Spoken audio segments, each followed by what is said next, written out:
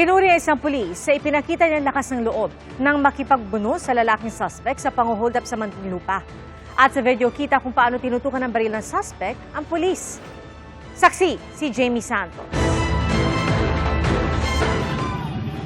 Sa isang footbridge sa Muntinlupa na videohan ang pakikipagbuno ng isang lalaki sa isang pulis. Bumunot pa ng baril ang lalaki at itinutok sa pulis. Ang pulis na nasa video, si Police Staff Sergeant Lloyd Francisco. Rumeresponde siya noon at dalawa pang kasamahan sa isang 911 hotline report. Nagkataon lang po na doon kami, may tawag, at the same time po, mayroon pa pong lumapit na tao na, "Sir, may hold up." Marami rin hold up, mag-iingat, may baril.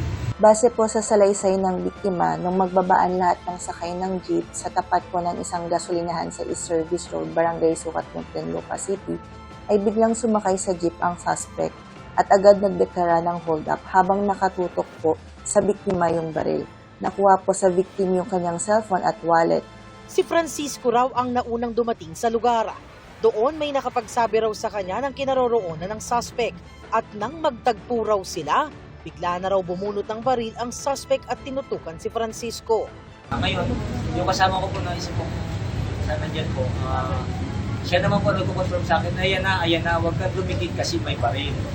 Pero naagaw ni Francisco ang baril at sa gitna ng pagbubuno nila, aksidenteng pumutok ang baril at tinamaan ng suspect.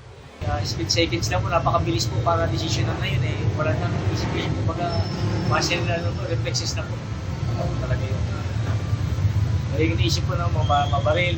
Isang bystander ang lumapit para tumulong na patigilin ang suspect hanggang dumating na rin ang mga kabaro ni Francisco. Hanggang sa Korea na nakikita naman sa video talagang sinasabi ko sa kanya na dumapa, sumuko, unang manglaban, ayaw ko talaga. Ang suspect wala pang pahayag habang binabantayan ng pulisya sa ospital. Sasampahan ng suspect ng patong-patong na reklamo, kabilang ang robbery, direct assault sa mga pulis at illegal possession ng isang caliber .45 handgun. Batay po sa report, nagtamo ng tama ng bala sa leeg ang suspect at agad siyang dinala sa ospital ng Muntinlupa. Ang nag-viral na video, malaking tulong din daw para may kalinawan sa mga nangyari. Maraming salamat po sa consistency natin na gumawa ng video dahil napakalaking tulong po sa akin ng video na yon. Ito lang, kung wala pong video ay mahirapan po ako magpaliwanag. Pinuri ng Muntinlupa Police ang agarang pagresponde at lakas ng loob ni Francisco at dalawa niyang kabaro na sina Police Master Sergeant Alvin Cordero at Patrolman John D. Macaraeg. Mabutit maagap din po at malakas ang loob ng ating pulis na rumesponde. So bali tatlo po yung pulis natin nandoon. Nauna lang po yung si Francisco Lloyd, si PSSG Francisco Lloyd. Sina Francisco, Cordero at Macaraeg, ipinatawag na ng lokal na pamahalaan ng Muntinlupa at ng mga opisyal ng Philippine National Police para kilalanin ang kanilang katapangan.